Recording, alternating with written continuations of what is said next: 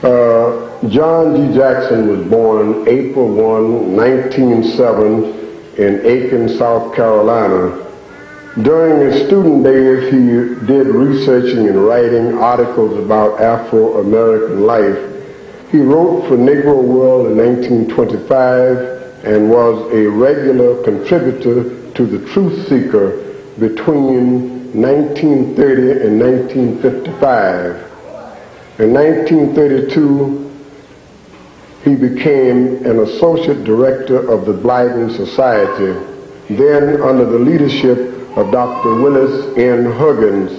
The most talented student to come out of the group was John Henry Clark.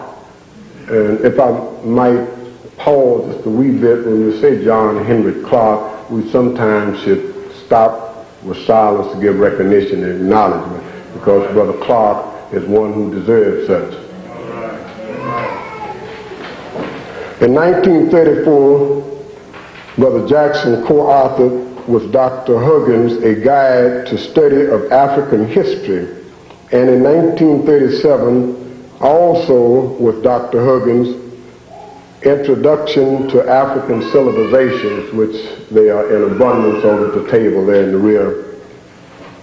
Professor Jackson has taught and lectured in the Black Studies Department of Newark College of Arts and Sciences, 1971 to 1973.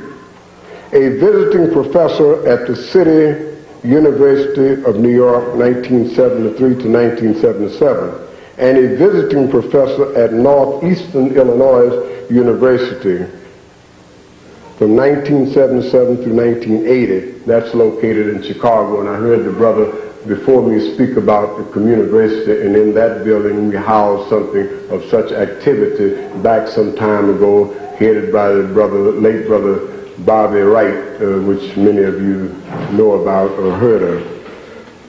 Okay. In addition, he was a regular lecturer in the Ingersoll Forum from 1930 through 1955, and at the Harlem Unitarian Church. His two recent works, Introduction to African Civilization, 1970, and Man, God, and Civilization. Recently, he published, or authored, that is, Christianity Before Christ, 1986. And the most recent thing, Black Reconstruction in South Carolina,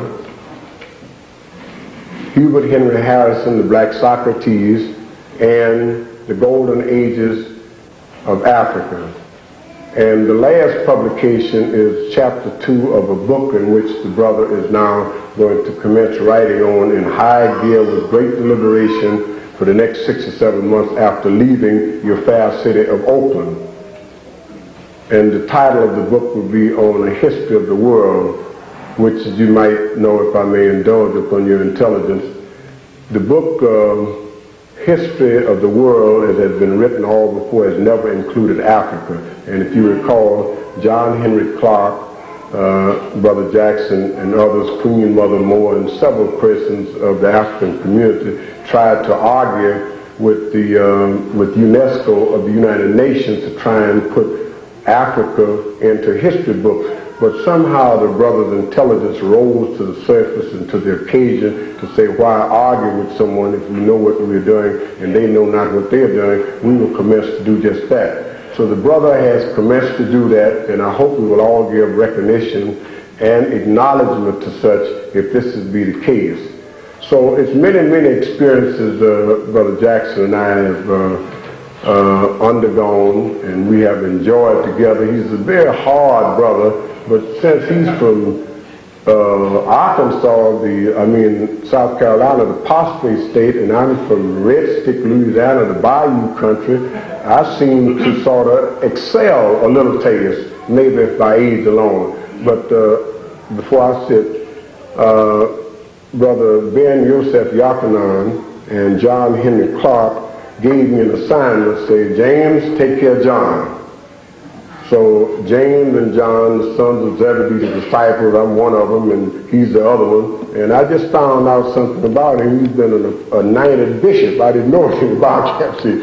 So, but anyway, without further ado and enjoying all of the accolades that you have laid before me, I'm going to bring up the elder, and I will let him go from there. Brother John G. Jackson.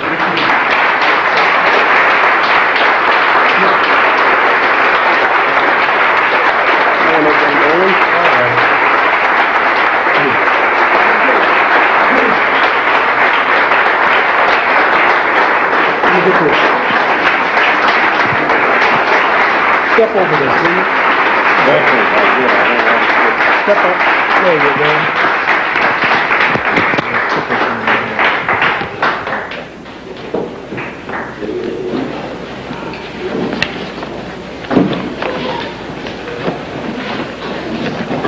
Now, since this is a church, I will address you as brothers and sisters.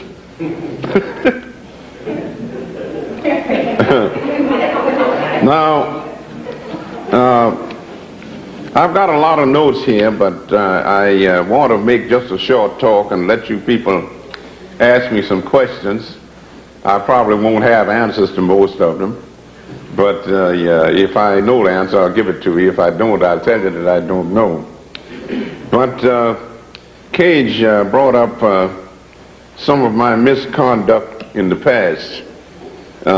In New York about 50 years ago, I was writing articles for a magazine called The Truth Seeker, and I was lecturing for an organization known as the Ingersoll Forum, named after a great American statesman, Colonel Robert G.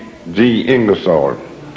And the editor of The Truth Seeker was also the chairman of the Ingersoll Forum, a man named Charles Smith from Arkansas.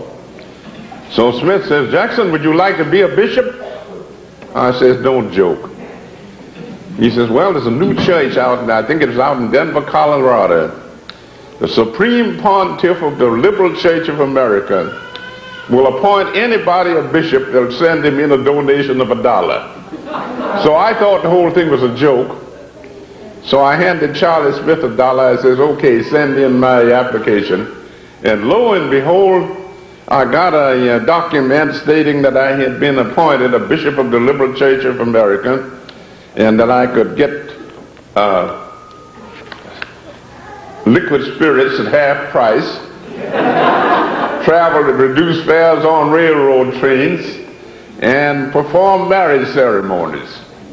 Well, I considered the whole thing a joke, and I said to Charlie Smith, "Where will I be bishop?" He says, "Well, you live in Harlem, you'll be the bishop of Harlem." So, of course, I treated it as a joke, but I lectured at places like the YMCA and the Unitarian Church, and the joke caught on, and the people were introducing me as Bishop Jackson. Now, back in 1938, I wrote a little pamphlet called Christianity Before Christ. And last year, I had rewritten this stuff and got it into a book, and now it's a book on Christianity Before Christ. The right title for that book should have been The African Origin of Christianity. But I realized that if I gave it that title, very few people would buy the book, because a sad feature about black people today is that most of them are almost totally illiterate. They can't read anything anymore. Television have robbed them of what little literacy they had. So if I just called it Christianity Before Christ, in hopes that a few white intellectuals would read it. And it worked out all right. The book came out late in 1985. It's been out just a little over a year now, and I think the publisher sold over 1,000 copies, so that's not bad for a serious book. When I was teaching at the City University of New York, I was using two of my books as textbooks. Introduction to African Civilizations and Man, God, and Civilization. So one of my students came and said, Professor Jackson, is there any money in